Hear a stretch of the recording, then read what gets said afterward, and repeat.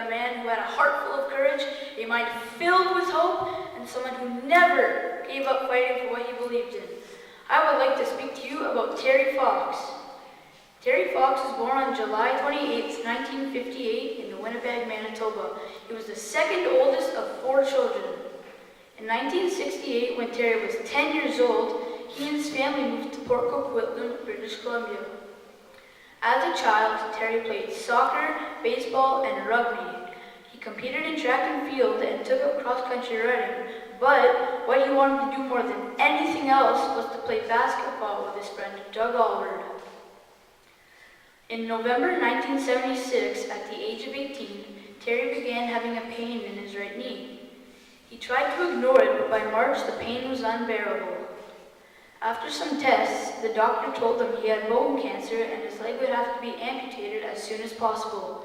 Terry's fight with cancer had begun. During his chemotherapy treatment in the hospital, the suffering he saw moved him deeply. He decided to run across Canada to give courage to people who have been stricken by cancer and to raise money for cancer research.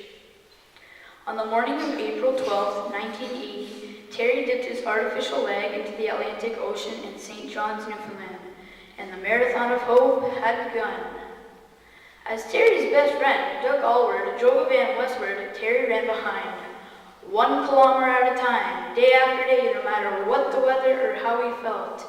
Terry ran an average of 26 miles per day for 143 days.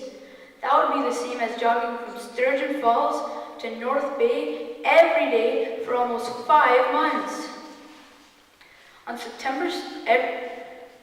Terry didn't just run during his months on the road. He gave dozens of speeches, made phone calls, and gave interviews.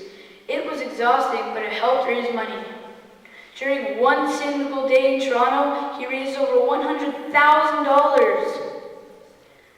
On September 2nd, just outside of Thunder Bay, Ontario, 5,374 kilometers from where he started in St. John's, 143 days earlier, Terry had to stop his run because of coughing and chest pain. His cancer had returned. He flew back to British Columbia to undergo treatment, but on June 28, 1981, Terry died surrounded by his family. Since his passing, the Terry Fox Run is held each September and has raised over $400 million for cancer research. Families, organizations, schools, and individuals come together with the help of thousands of volunteers to help keep Terry's dream alive.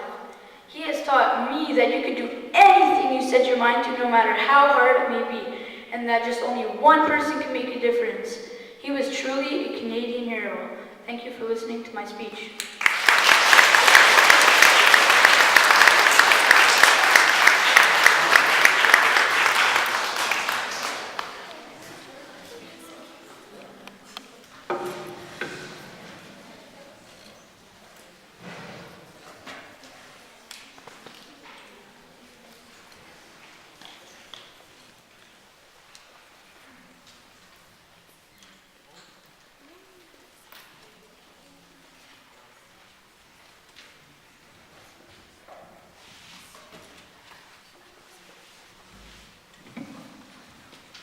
And we do have 3 winners. I think they're all winners, but we do have 3 winners that we will give a money prize to, and I have their names right here.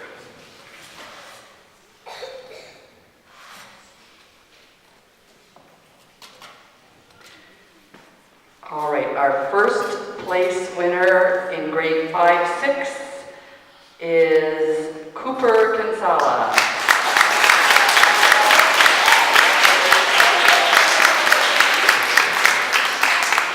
Our second place winner is John Gilligan.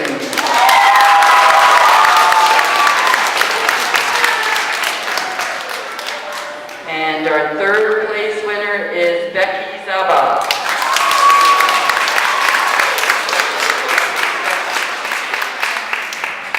So that ends the competition for the grade 5-6 students, and they can now return to their class.